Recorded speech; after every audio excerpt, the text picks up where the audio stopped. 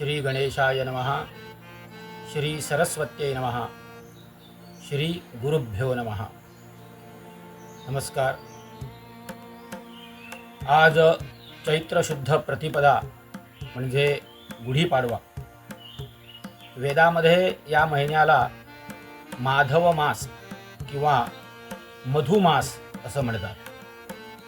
भारतीय हिंदू वर्षामध्ये अतिशय आनंदाचा आणि पवित्र असा हा हिंदू नववर्षाचा पहिला दिवस। आजच्या दिवसाला ऐतिहासिक, सांस्कृतिक आणि नैसर्गिक असं महत्त्व आहे। इतिहासाकडे आपल्याला पाहायचं झालं तर ब्रह्मदेवानी आजच्या दिवशी सृष्टीची निर्मिती केली आणि प्रभू रामचंद्र आपला सगळा जो वनवास हा सगळा संपून अनेक वाईट शक्तींचा पराभव करून पुन्हा ते अयोध्येला आले। तो सुद्धा हा आजचाच दिवस। आणि भगवान महाविष्णूंनी वेगवेगळे जे अवतार धारण केले त्यामधला मत्स्य हा अवतार सुद्धा त्यांनी आजच्या दिवशीच धारण केला होता। असं हे धार्मिक आणि सांस्कृतिक महत्त्व असलेला आजचा हा दिवस। निसर्गाच्या बाबतीत बोलायचं झालं तर वसंत ऋतूला आरंभ होऊन आपली जी झाडं झुडपं आहेत यांच्यावरती वाळलेली जी पानं आहेत ती सगळी गळून पडतात आणि या सगळ्या झाडांना नवीन पालवी फुटते। त्यामुळे नैसर्गिक असं सुद्धा महत्त्व साधणारा आजचा हा गुढीपाडव्याचा दिवस। आजच्या दिवशी घरोघरी तोरणं लावली जातात। विजय उत्सव साजरा करण्याच्या दृष्टीने ध्वजांची उभारणी होते, ज्याला आपण गुढी असं म्हणतो। आणि या गुढीवरती ब्रह्म, विष्णू आणि महेश यांची ब्रह्मध्वजाय नमः या नाममंत्रानं त्याची पूजा केली जाते। वाढत्या उष्णतामानाचं प्रमाण लक्षात घेऊन यापुढं वाढणारी ही उष्णता ही प्रत्येक मानवामध्ये वेगवेगळ्या प्रकारचे विकार निर्माण करू शकते। उष्णतेचे विकार असो, त्वचेचे विकार असो, तर यापासून आपल्याला मुक्तता मिळण्यासाठी किंवा यावर उपाय म्हणून रोगप्रतिकारक शक्ती आपल्यामध्ये निर्माण व्हावी यासाठी कडुनिंबाची पानं, ओवा, जिरं असं एक मिश्रण त्याची चटणी तयार करून त्याचं सेवन आजच्या या दिवशी केलं जातं। म्हणजे आरोग्याच्या दृष्टीने सुद्धा फार महत्त्व सांगणारा असा हा आजचा आपला हिंदू वर्षातला पहिला दिवस। आजच्या या दिवशी नवीन पंचांग प्रत्येक घरामध्ये आणून पंचांगावरच्या गणपतीच्या तस्बिरीचं पूजन केलं जातं, सरस्वतीचं पूजन केलं जातं आणि प्रत्येक गावामध्ये आपले जे कुलगुरू म्हणा किंवा ग्रामपुरोहित म्हणा, ज्योतिषी म्हणा यांचं पूजन करून गावामध्ये, मंदिरामध्ये पंचांगाचं वाचन केलं जातं। आता पंचांग म्हणजे या पंचांगामध्ये संपूर्ण संवत्सर, संपूर्ण जे आपलं वर्ष आहे या वर्षाची वेगवेगळ्या भागामध्ये विभागणी केलेली आहे। तिथी, वार, नक्षत्र, योग आणि करण अशा 5 प्रमुख अंगामध्ये या सगळ्या आपल्या पूर्ण दिवसाची विभागणी केली असल्यामुळे याला पंचांग असं म्हणतात। धार्मिक संपूर्ण वर्षभराचा आढावा घेणारं असं हे एक धार्मिक पुस्तक, याचं पूजन आजच्या या दिवशी केलं जातं आणि मंदिरामध्ये त्या पंचांगामध्ये जे संवत्सर फल सांगितलेलं असतं या संवत्सर फलाचं वाचन केलं जातं।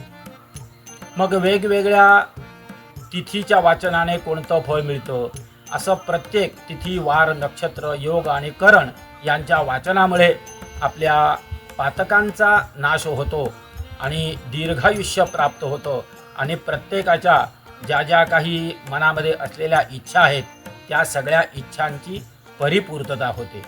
याकरता या पंचांगाचं श्रवण किंवा संवत्सर फलाचं श्रवण आपण आजच्या या दिवशी जरूर करावं.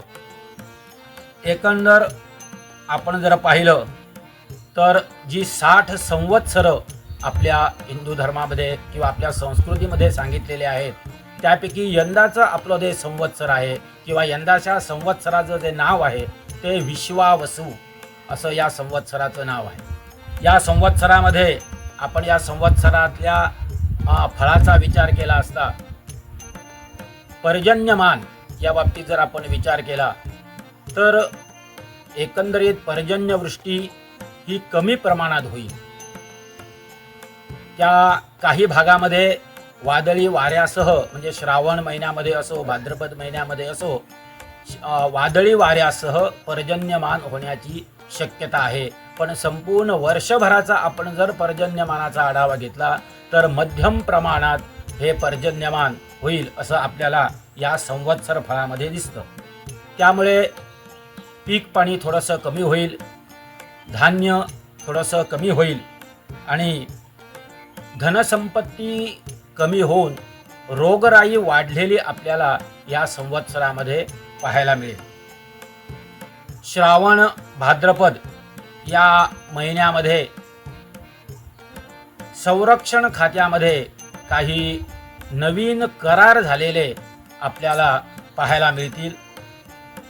सरकारच्या काही लोकांसाठी योजना सरकार मान्य अशा काही योजना आलेल्या आपल्याला या श्रावण भाद्रपद या महिन्यामध्ये बघायला मिळतील.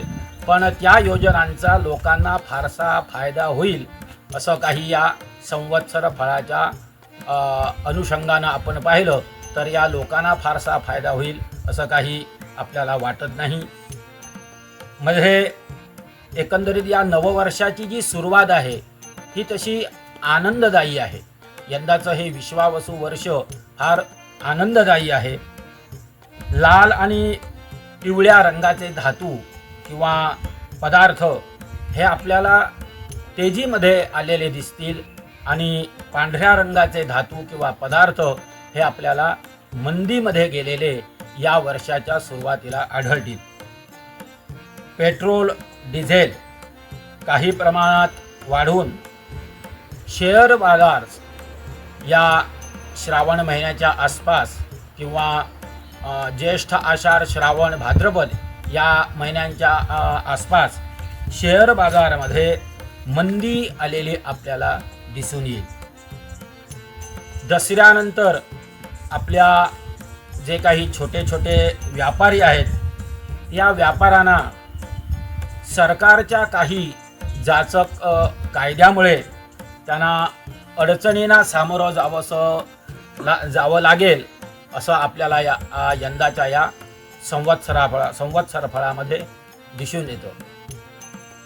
आश्विन कार्तिक या महिन्यांचा आपण जर विचार केला तर अर्थविषयक ज्या काही कंपन्या आहेत या कंपन्यांचे शेअर्स तेजीमध्ये आपल्याला आलेले दिसतील आणि फार मोठा बदल शेअर मार्केटमध्ये आपल्याला या महिन्यामध्ये बघायला मिळेल. या संपूर्ण वर्षाच्या जे काही अंतिम दिवस आहेत म्हणजे माघ फाल्गुन असे जे आपले शेवटचे महिने आहेत या महिन्यामध्ये राजकीय आणि सर्वसामान्य लोकांमध्ये काहीतरी असंतोषाचं वातावरण निर्माण होईल असं एक या संवत्सर फलामध्ये आपल्याला बघायला मिळतं. एकंदरीत या संपूर्ण वर्षाचा आपण विचार केला, संपूर्ण संवत्सराचा आपण विचार केला तर फारसं त्रासदायक असं हे संवत्सर नसून आनंददायी आणि मध्यम प्रमाणामध्ये आपल्याला सगळ्या गोष्टी दिसतील अशा प्रकारचं यंदाच्या या संवत्सराचं फळ आहे. एकंदरीत चैत्र महिन्यापासून फाल्गुन महिन्यापर्यंत या सगळ्या वर्षाचा आपण विचार केला तर शेतकरी वर्ग, व्यापारी वर्ग, राजकीय वर्ग यांना मध्यम स्वरूपाचं असं हे वर्ष जाईल असं आपल्याला संवत्सर फळामध्ये बघायला मिळते। यंदाच्या या वर्षामध्ये 7 सप्टेंबर आणि 3 मार्च अशी 2 चंद्रग्रहणं असून संपूर्ण भारतामध्ये ही ग्रहणं दिसतील। त्यामुळे या ग्रहणांचे जे काही नियम आहेत, वेध आहेत, हे सगळे भारतीयांनी अवश्य पाळावे व आपल्या धर्मसंस्कृतीनुसार ज्या ज्या गोष्टी आपल्याला करायला सांगितलेल्या आहेत त्या सगळ्या गोष्टी अवश्य कराव्या। या एकंदरीत संवत्सराचा हा आढावा पाहिल्यानंतर व्यापारी वर्ग, राजकीय वर्ग, शेतकरी वर्ग आणि व्यावसायिक वर्ग यांना मध्यम स्वरूपाचं म्हणजे कोणत्याही प्रकारची फार उलटापालट न होता मध्यम स्वरूपाचं हे वर्ष आपल्याला जाईल असं या संवत्सर फळामध्ये आपल्याला दिसून येतं। यंदाच्या या संवत्सर फळामध्ये साधारण कार्तिक महिन्याच्या आसपास म्हणजे नोव्हेंबर डिसेंबर या दरम्यान परकीय हेरांच्या कारवाया उघडकीस आपल्याला आलेल्या दिसतील। त्याचप्रमाणे कार्तिक महिन्याच्या म्हणजे नोव्हेंबर डिसेंबर या महिन्यांच्या आसपास विद्यार्थी वर्ग आणि सरकार यांच्यामध्ये काही छोट्या छोट्या प्रमाणामध्ये का असेना पण कुरबुरी झालेल्या आपल्याला दिसून येतील। या नवीन विश्वावसु संवत्सराच्या आपणा सर्वांना माझ्याकडून हार्दिक शुभेच्छा। धन्यवाद।